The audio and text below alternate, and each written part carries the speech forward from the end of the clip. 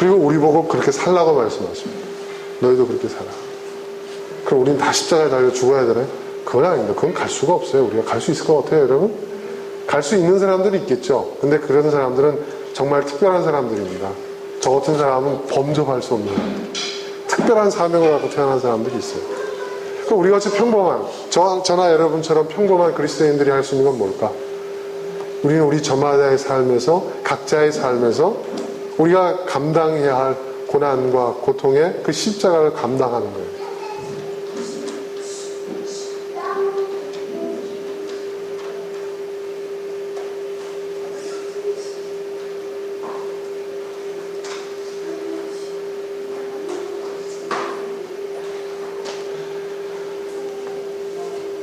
굉장히 중요한 건데.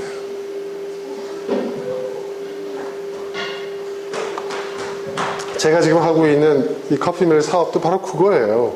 한 방을 준비하고 있는 겁니다. 한 방을 준비하고 있는. 그렇게 해도 돼? 아니, 그렇게, 그런 생각으로, 그런 방식으로, 그런 가치로 사업이 된단 말이야?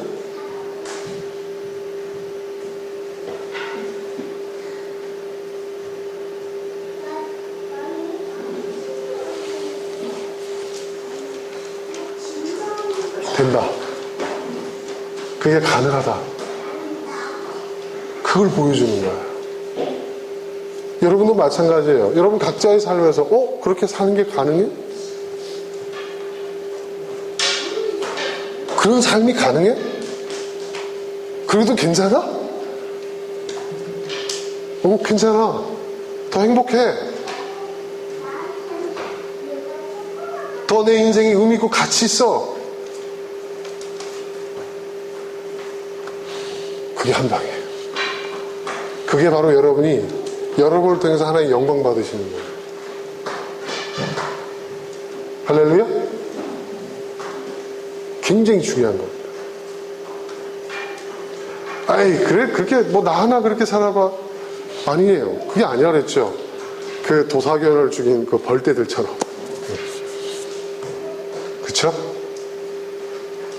그 한 방.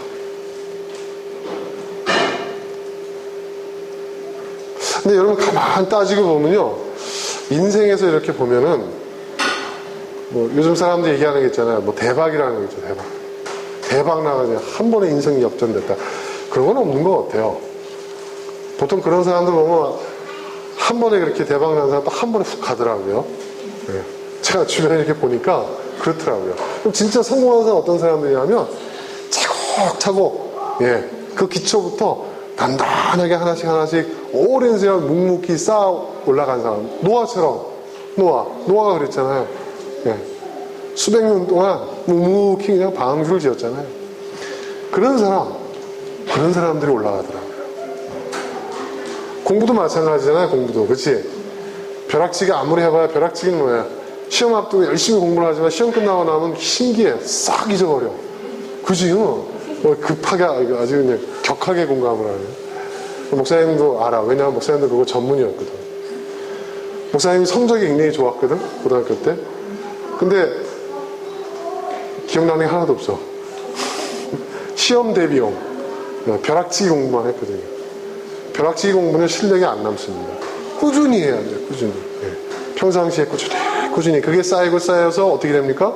나중에는요 또 많은 시간 공부할 필요 없어요. 그렇게 기초가 튼튼한 아이들은요, 이렇게 보면 하루에 한두 시간 공부해도요, 쭉쭉쭉쭉 나가요. 그런데 항상 이걸 쌓아놓은 거 없는 아이들이 몇 시간씩 해도 쌓아놓은 게 없으니까 금방 무너져 버리죠. 집 짓는 거하고 똑같아요. 모래 위에 지은 집? 그거 공부 얘기야. 수리마선이마. 딴 거 아니에요. 공부 얘기야, 별이야. 응?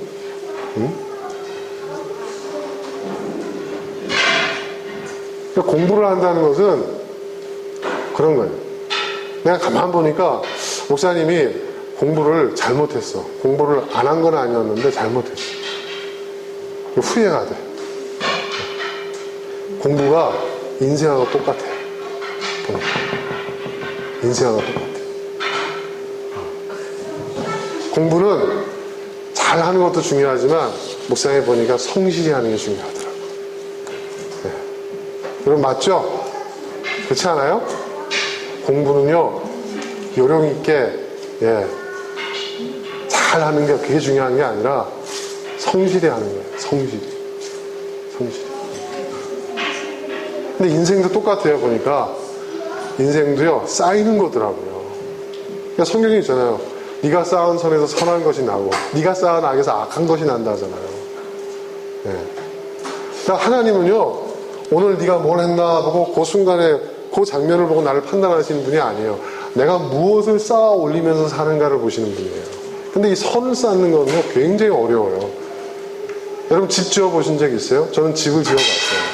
예전에 헤비타드 그 봉사도 해봤지만 군대에서도요 제가 집을 며칠 지어 봤어요. 정말 진짜 이 군인들이 그 사는 건물 있잖아요. 벽돌하고 콘크리트 치는 그걸 제가 체격 좋다고 힘쓸 것 같다고 불려나가서 제가 6개월 동안 건물을 지었는데요. 그 건물은요 순수하게 사람의 손으로 지어진 건물이에요. 순수하게 모든 것이 사람의 손으로. 중장비 한번 동원된 적 없이. 정말 대단한. 근데 그 집을 쌓을 때 그 과정, 정말 힘들더라고요. 근데 여러분, 사람 손으로 지은 집 잘 짓잖아요? 여러분, 100년도 가고 200년도 갑니다. 정말 그렇습니다. 제 고향이 부산이거든요. 부산에 가면요, 일제시대 때 사람이 지은 집들이 곳곳에 남아있어요. 가끔씩 TV에도 나오잖아요. 가보세요. 말짱합니다. 근데 지금 보세요. 아파트 콘크리트로 중장비로 기계를 지었지만 어떻습니까? 몇 개월 만에도 막 올라가잖아요. 어떻게 되죠, 여러분? 몇 년 지나보세요. 10년, 20년 지나면 재건축 들어가야 된다는 소리가 벌써 나오잖아요. 그렇죠? 지금 지방에 가면요, 일제시대 때 사람 손에 의해서 놓은 다리들이 있어요. 튼튼합니다, 지금도. 얼마 전에 꽃보다 할대인가 그거 봤더니 거기 로마 시대 때 지은 건물, 성과 다리들이 그대로 남아있어요. 그 위로 큰 트럭들이 막 다녀도 끄떡 없어요. 사람 손으로 지었는데.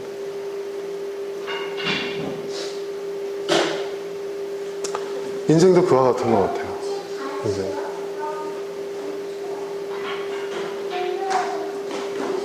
인생도 마찬가지예요.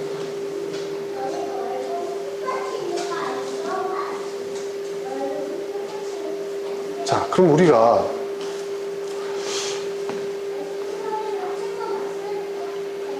바로 우리에게 주어진 그 인생이라는 그 과제를 잘 살아내기 위해서 우리는 어떻게 해야 할 것입니까? 고통, 고난, 힘들어, 피해가야지. 이리 피하고 저리 피하고. 하나님 믿습니다. 그러면서 뭔가 하나님 주신 은혜, 축복, 그걸 기대하며 살아가는 그게 옳은 것입니까? 정당한 것입니까? 그게 과연 성경이 말하고 있는 신앙일까요?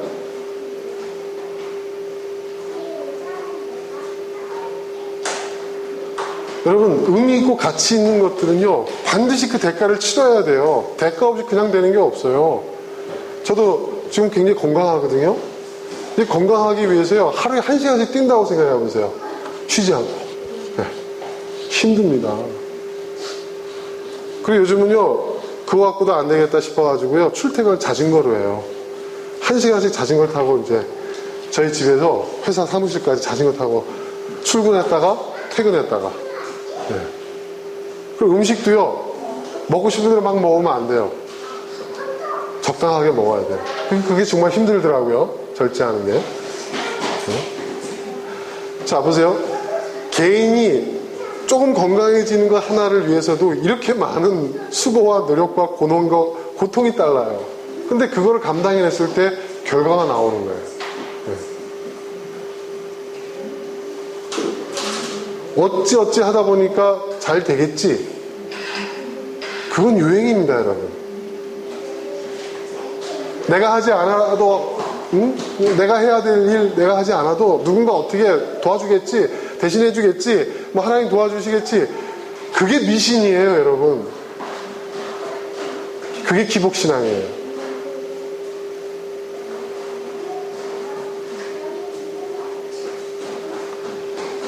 거기서 벗어나야 됩니다. 이제 우리는 어떻게 하냐? 고생을 자처하는 사람이 돼야 돼요. 그래서 옛 어른들이 그런 말씀 하시죠? 젊어서 고생은 뭐라고요? 응? 우리 처음 들어? 젊어서 고생은 사서도 한다. 사서 하는 거예요. 돈 주고 사서라도 내가 고생을 자처하라는 거야. 인생을 많이 살아보신 우리 선조들이 남긴 말이라고. 응? 수백 수천 세대를 거쳐오면서 이유가 있는 것이지. 여러분 어떻습니까? 여러분 지금 어떻게 살고 계세요? 저는 하루하루 타협을 해야 됩니다. 쉬운 길로 갈 것이냐 어려운 길로 갈 것이냐. 항상 선택. 여러분도 그렇잖아요. 선택해야 되는 그 순간에 뭐가 더 쉽지? 이거보다 좀 쉬운 건 없나? 이런 생각할 때가 있잖아요. 근데 쉬운 선택을 한 게 이게 더 쉬울 것이다, 이게 더 수월할 것이라고 선택했던 것들이 결국은 곱절 이상의 고생을 더하게 만들더라고요. 여러분 그런 경험들 많이 있으시죠? 네.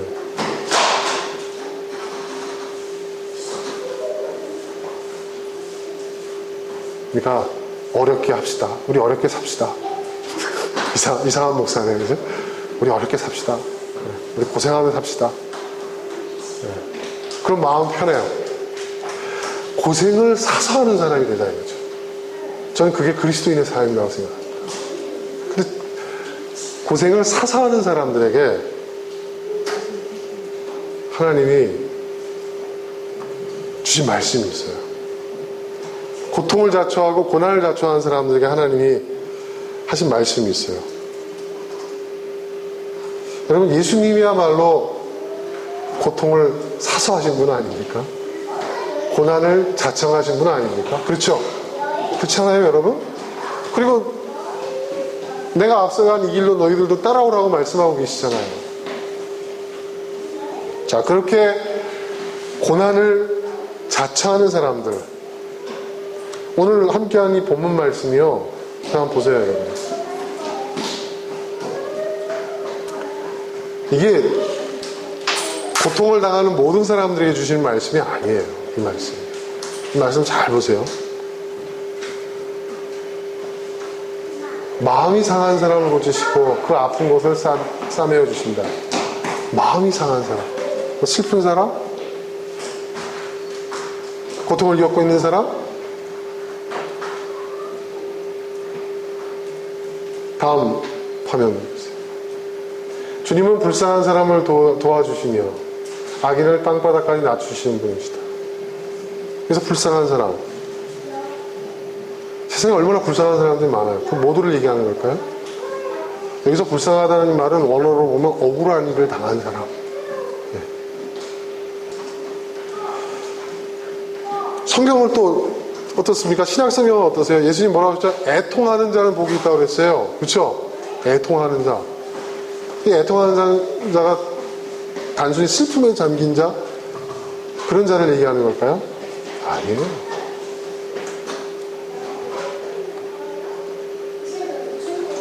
이 사람들은 의인이라고 불리는 사람이에요. 성경에서 말하는 의인. 어떤 사람이 의인이에요? 제가 그랬죠? 성경, 몇 주 전에 제가 설교했는데 의인이 누구라고 그랬어요? 의찬이 아빠. 응? 맨날 질문만 하지 말고 내가 오늘 질문하겠어. 의인이 어떤, 성경에서 의인, 어떤 사람이 의인이라고 그랬어? 내가 한자를 풀면서 설명을 해줬는데. 의인은 자기 자신을 희생하는 사람, 그렇지? 희생하는 사람이 어떤 사람이죠, 여러분? 고생을 자처하는 사람. 고난을 사서 하는 사람. 그렇죠? 그 사람이 희생하는 사람이에요, 여러분. 딴 거 아니에요. 뭐 거창하게 뭐 나를 바쳐서 그게 아니라 고통을 자처하고, 예, 고난을 사서 하는 사람, 스스로 자청해서 하는 사람, 인생을 힘들게 살려고 하는 사람, 번거롭게 살려고 하는 사람, 그 사람이 희생하는 거예요. 그리고 그 사람이 의인이에요. 그리고 의인이 바로 오늘 본문에 주님이 말씀하고 있는 바로 그런 사람이에요.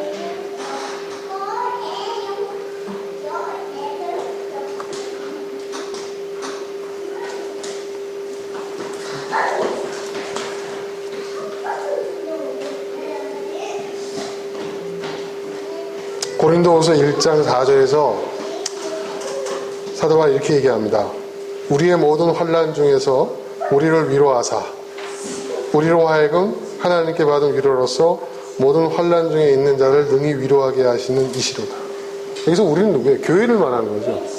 핍박을 받고 있는 교회. 아니, 핍박을 받으면서도 왜 믿어요?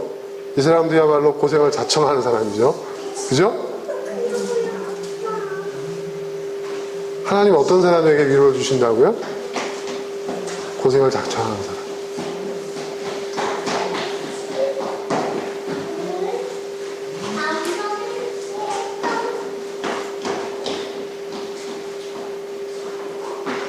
여러분, 여기서 하나님이 약속하신 하나님의 위로가 어떤 거죠? 성경에 나오죠. 위로. 하나님의 위로.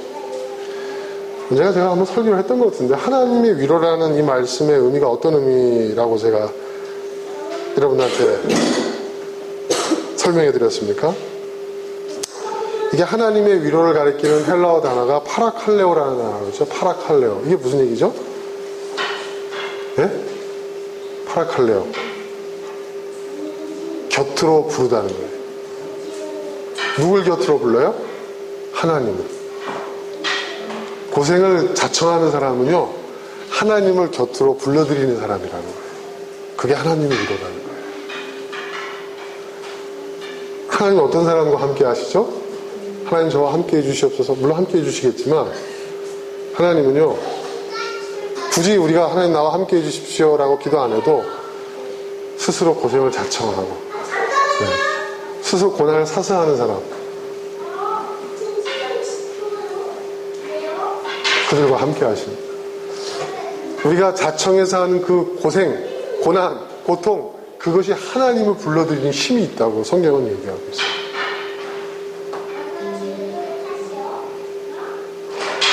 그런 거 같아? 틀림아? 응? 모르겠어.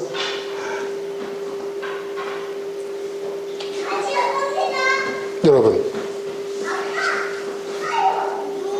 수고하고 무거운 짐진 자들아 다 내게로 오라. 내가 너희를 쉬게 하리라 했어요. 수고하고 무거운 짐진 자들아 다 내게로 오라. 내가 너희를 쉬게 하리라. 주님 말씀하셨잖아요. 그러면 이 말씀 여러분 잘 해석해야 됩니다. 우리가 일반적으로 해석할 때는 인생의 무거운 짐, 십자가, 야, 주님께로 가면 그거 다 내려놓고 주님이 다 대신 져주신데 성경 어디 있어요? 성경에 그래 다 나한테 갖고 와라. 내가 다 너희들의 모든 인생의 짐을 내가 다 져주마. 성경 어디에 있어요? 그건 우리의 희망사항일 뿐이고, 여기서 뭐라고 그랬어요? 내가 너희를 쉬게 하리라 했죠. 근데 재밌어요. 여러분, 쉼이라는 게 뭐예요? 쉼이라는 거 논리적으로 한번 따져보자고요. 쉼이라는 게 뭐예요? 여러분, 일이 딱 끝나면 그걸 쉼이라고 얘기 안 하죠? 쉼은 뭐예요, 여러분? 일하다가 잠깐 쉬는 거죠? 수고하고 무거운 짐진 자들아 다 내게로 와라. 내가 너희를 쉬게 하리라는 것은 무슨 말씀이에요? 내가 다 져주고 너희들 여기 있어. 너희들은 끝났어. 이제부터 내가 지고 갈게. 이게 아니라는 거예요. 네. 잠깐 쉬고 빨리 지고 가라. 이 짐은 내가 끝까지 지고 가야 될 짐이다. 힘들면 잠깐씩 내려놓는 건 가능하지만 끝까지 지고 가. 네. 저는 그게 맞는 거라고 생각합니다. 주님이 대신 지는 짐이다. 만약에 그렇다고 한다면 모든 인생의 짐을 다 대신 져주셔야죠. 그렇죠? 믿는 사람 안 믿는 사람 구분하고, 근데 솔직히 말해서 여러분, 자식도 말이에요. 여러분 다 똑같은 자식 아닙니까? 말 잘 듣는 자식, 말 안 듣는 자식. 그렇죠? 똑같이 대해줘야 공평한 부모 아니에요? 성숙한 부모 아니에요? 너는 좀 말 좀 들으니까 내가 너 들어주고, 넌 말 안 듣지? 넌 고생해라. 그게 맞는 부모예요? 네? 그렇게 하세요? 그렇게? 아니지? 네. 인생의 모든 짐을 다 대신 져주신다면 다 져주셔야죠. 그렇죠? 아까 우리가 고난주간 교동문 같이 낭독했지만 나를 따라오려거든 자기를 부인하고 뭐라고요? 저마다 자기 십자가를 지우라고 했어요. 자기 몫의 십자가예요. 그렇죠? 대신 져주신다고 하지 않았어요. 자, 줄 서. 나를 따라와. 자, 십자가 다 일로 갖고 와. 내가 다 메고 갈 테니까 너희들은 따라와. 아기 오리들처럼 오리오리 꽥꽥 하면서 가는 게 아니란 얘기예요. 다, 줄 서. 자, 소지품 다 봐봐. 다 자기들 각자의 짐들 다 졌어? 자, 그럼 따라와. 이거예요. 이렇게 믿으니까요. 여러분, 예전에 제가 신앙생활 하면서 갖고 있었던 모든 의심이 다 사라지더라고요. 모든 퀘스천이 다 사라지더라고요. 아, 이거였구나 하니까 모든 의심의 안개가 다 사라지고, 아, 이거였구나. 밝히 보이더라고요.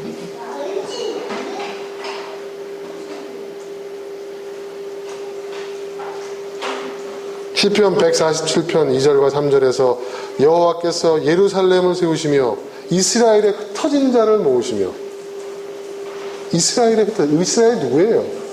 여기서 이스라엘이라는 것은 유대인들만 얘기하는 게 아니잖아요. 이스라엘은 하나님의 백성을 얘기하는 거 아니에요. 하나님을 따르는 자들, 이스라엘의 흩어진 자, 대열에서 낙오하는 자, 그 짐이 무거워서, 그 짐이 버거워서 주저앉는 사람들, 이런 사람들 끌어모으세요. 그러면서 어떻게 하세요? 고치세요. 상처를 싸매주세요. 왜 고치시고 상처를 싸매주세요? 가야 하니까.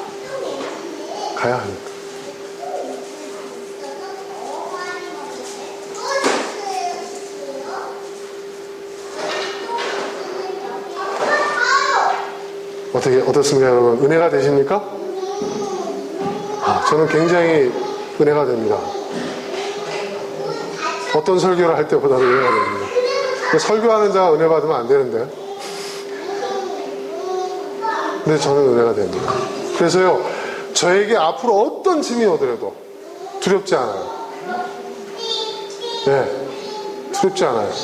어떤 고생이 올까? 어떤 짐이, 어떤 일들이 생길까? 어떤 고통이 나를 기다리고 있을까? 어떤 고난의 그런 그 험한 골짜기가 나를 기다리고 있을까? 그런 걱정 없어요. 왜? 아예 그게 있다고 생각하니까. 아예 그게 있으니까. 그러면 나는 이제 거기를 어떻게 헤쳐나가야 할까? 어떤 자세로 그걸 맞이해야 될까? 내가 어떻게 하면 그 고난을 이겨낼 수 있을까? 그 고통을 감당해낼 수 있을까? 그걸 궁리하기 시작해요.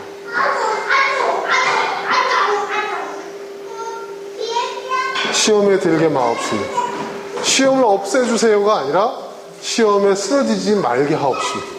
그건 뭐예요? 시험을 통과하겠다는 거 아니에요? 시험을 감당하겠다는 게 아니에요. 그게 주님 가르쳐 주신 기도잖아요. 우리는 어떻게 기도하고 있어요?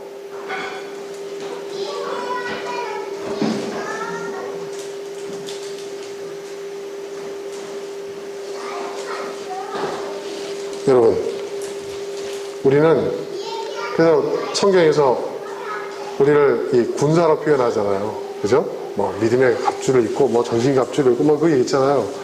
그 뭐 여러 가지 표현이 있는데 그거 하나하나 이상하게 해석하는 사람도 있는데 저는 아주 단순하게 얘기해서 우리는 뭐예요? 군인이라는 거예요. 군인. 이 군인이라는 말 굉장히 중요합니다.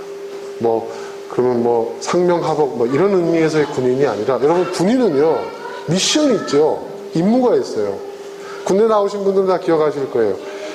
개인 복무 카드라는 게 있어요. 군인들 기억나세요? 교수님 기억나세요? 이사님 아빠 기억나요? 전 604수거든요. 그러면 이게 뭐냐면 전시 상황에서 내가 해야 할 역할이 거기에 다 적혀져 있어요. 그래서 설사 지휘관이 없다 하더라도 나는 어디서 그게 나오잖아요. 내 수경지, 그러니까 내 그 사수 지역 있잖아요. 난 어디서 몇 번 참호, 몇 번 육공사수로서 무슨 임무를 하고 누구한테 탄양을 받아서 어떻게 하고 다 나와 있잖아요. 그래가지고 이제 가끔씩 그 점검하거든요. 비상 딱 울려가지고 하면요, 탁 정복 입고 나가요. 그러면 지휘관이 와가지고 개인 임무 카드 복장 하면요, 그걸 막 외워야 돼요. 예. 그거 못 외우면요, 막 군기 교육대도 갔다 오고 막 그렇습니다. 그러면 임무가 있다는 거예요. 미션이 있다는 거예요. 성경이 우리를 믿음의 군사라고 얘기하는 것은 바로 우리에게 그런 미션이 있다는 거예요. 임무가 있다는 거예요. 어떤 임무가 있을까? 하나님은 내 인생에 어떤 비전을 주셨을까? 예전엔 저도 그렇게 거창하게 생각했어요. 나는 어떤 사명이 있지? 난 뭘 위해 존재하지? 하나님이 나를 통해서 여의도 순복음교회 못지않은 그런 엄청난 교회를 세우게 하시려고 하시나? 아니면 나를 통해서 한국 교회의 어떤 새로운 그 교회의 모델, 대한교회의 어떤 그런 그 사례를 만드시려고 하시나? 또 그것도 아니었어요. 비즈니스 미션. 이거구나. 하나님 나를 통해서 비즈니스 미션. 이걸 통해서 하나님 나라의 가치를 이 자본주의 사회에서 열매맺게 하시려는 게 내 사명이구나. 저는 또 그걸 열심히 했어요. 근데 그것도 아닌 것 같아요. 뭘까? 이제 알겠어요. 그게 뭐냐면 나에게 닥쳐오는 모든 고난을 이겨내는 게 내 사명이에요. 할렐루야? 여러분의 사명이 바로 그거예요. 여러분의 사명은 여러분 인생에 닥쳐오는 모든 고난과 고통을 이겨내는 게 여러분의 사명이에요. 그래서 성경이 정확하게 얘기한 거죠. 십자가를 지는 거예요. 그죠? 십자가를 지고 예수님을 따라가는 거예요. 그게 뭐예요? 나의 십자가를 감당하는 거예요. 그게 내 사명인 거예요. 그걸 이겨내면 여러분 승리하십니다. 그리고 그 고난에 또 그 고통에 그 순간들을 우리가 이겨내면 그 마지막 모습은 우리도 몰라요. 그래서 사도 바울이 얘기했잖아요. 뭐라 그랬어요? 사도 바울이 나중에 나의 나된 것은 자기 자신이 현재 자신을 만든 게 아니라고 얘기하잖아요. 그죠? 나는 나에게 주어진 과제를 감당했을 것이다. 그에게 어떤 과제가 주어졌어요? 고난의 연속이었죠. 그 고난과 고통을 이겨내고 산을 넘다 보니까 여기까지 왔네. 이게 사도 바울의 고백이었어요. 저와 여러분의 고백도 동일한 고백이 될 것입니다. 여러분 따라해 보십시오. 나의 사명은 나에게 주어진 십자가를 감당하는 것이다. 믿습니까?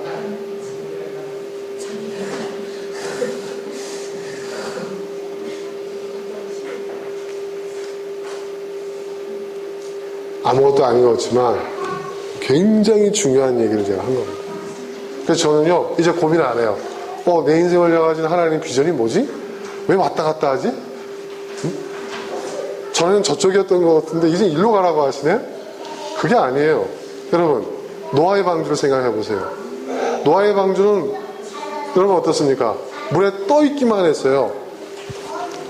키도 없었고, 그렇죠? 노도 없었어요.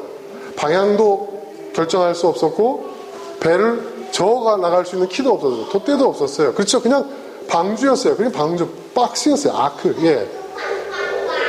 근데 최종 목적지인 아라랏산에 다다를 수 있었던 것은, 그러니까 방주를 만들고 곳에서, 최종 목적지인 그 터키에, 지금의 터키의 그 아라랏산까지 가는데 그게 수백 킬로인데 그 수백 킬로의 여정을 방주가 그 최종 목적지에 도착할 수 있게 했던 건 뭘까요, 여러분? 뭐였을 것 같아요? 돛대도 없었고, 노도 없었고, 방향을 잡을 키도 없었는데, 무엇이 이 노아의 방주를 최종 목적지인 아라랏산에 도착할 수 있게 했을까요? 뭐였을까요? 파도죠. 엄청난 물난리가 일어나서 그 성난 물결이, 아마 그 물결이 엄습해 왔을 때는 아마 그 방주 안에 타고 있었던 노아와 노아의 가족은 다 죽는 줄 알았을 거예요. 그렇죠? 파도가 치면 그냥 배가 막 흔들리고 밀려가고 근데 알고 봤더니 바로 그 파도가, 그 고난이, 그렇죠? 노아의 방주를 최종 목적지인 아라랏산에 도착하게 했던 거예요. 여러분, 나는 인생 뭘 위해 살아야 하지? 난 어떤 인생이 돼야 되지? 도대체 하나님 나에게 어떤 계획을 갖고 계신 거야? 저도 잘 모르겠어요. 네. 근데 확실한 거는 여러분에게 닥쳐온 그 고난과 고통을 이겨내고 그 과정이 바로 여러분이 최종적으로 가야 할 그 목적지를 향해서 나아가게 하는 추진력이 된다는 거예요. 믿습니까? 여러분, 인생이 이제 아주 단순해졌어요. 간단해졌어요. 복잡하지 않습니다. 뭐 힘들게 기도 올라가서 며칠씩 금식기도 할 필요 없어요. 여러분 눈앞에 닥쳐온 그 고통을 이겨내세요. 극복하세요. 그러면 여러분은 또 한 걸음 나아가신 거예요. 그렇게 한 걸음 한 걸음 나아가게 되면 최종적인 목적지에 여러분 도착하게 될 줄을 믿습니다. 그때 가보면 알게 되겠죠, 여러분? 그렇죠? 그때 가보면 알게 될 줄로 믿습니다. 자, 마지막으로 제가 예전에도 한번 여러분 앞에서 낭독했던 시인데, 고난에 대해서 가장 제가 공감할 수 있는 시예요. 그래서 제가 이 시를 한 번 더 여러분 앞에서 낭독해 보겠습니다. 여러분 한번 잘 들어보세요. 그리고 이 시가 마음에 와닿으시면 인터넷에 한번 검색해 보세요. 요즘 웬만하면 인터넷 검색 다 뜨잖아요. 제목은 고통 속에서라도, 그리고 시인은 임성숙 씨입니다. 임성숙님. 성숙하신 분인 것 같아요. 이분이 어떤 분인지 저는 잘 모르겠는데, 제가 이제서야 깨닫는 것을 이분은 일찍이 시로 표현하셨더라고요. 제가 읽어보겠습니다.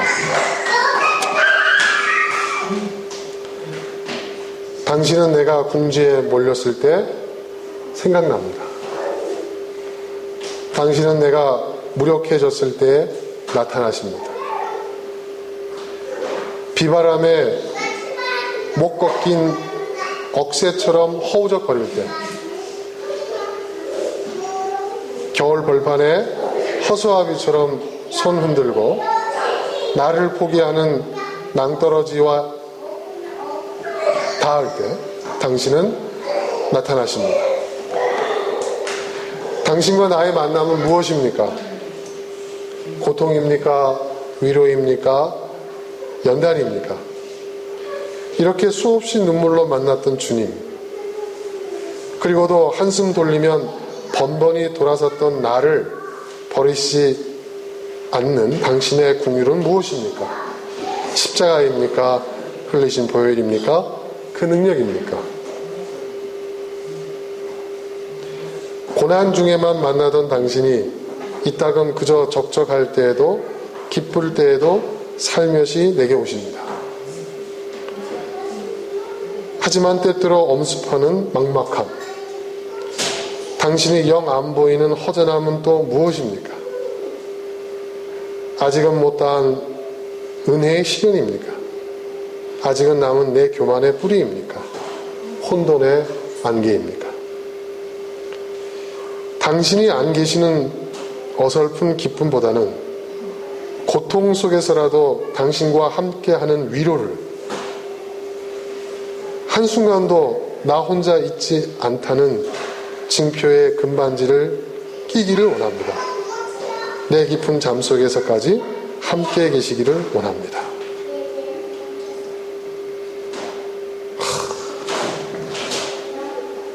이 시인의 마음과 오늘 설교자의 마음이 통하고 있는 것 같습니다. 여러분, 살펴하십시오. 지금까지 잘해오셨잖아요, 그죠? 앞으로 여러분 잘해 나가실 겁니다. 그리고 나중에 보자고요. 우리가 어디까지 가게 될지. 저도 그게 궁금합니다. 그런 궁금함은 남겨놓고 우리 각자가 감당해야 하는 그 십자가를, 그 고난을, 그 고통을 잘 감당해내시는 저와 여러분 모두가 될 수 있기를 주님으로 축원합니다. 자, 이 시간 우리 함께 기도하겠습니다. 고통을 피하게 달라는 기도, 고난을 없애달라는 기도, 그런 기도가 아니라 주여, 내 앞에 어떤 일들이 나를 기다리고 있는지 나는 알 수 없습니다. 지금까지 수많은 고통이 있었고 고난이 있었습니다. 이제 남은 내 인생,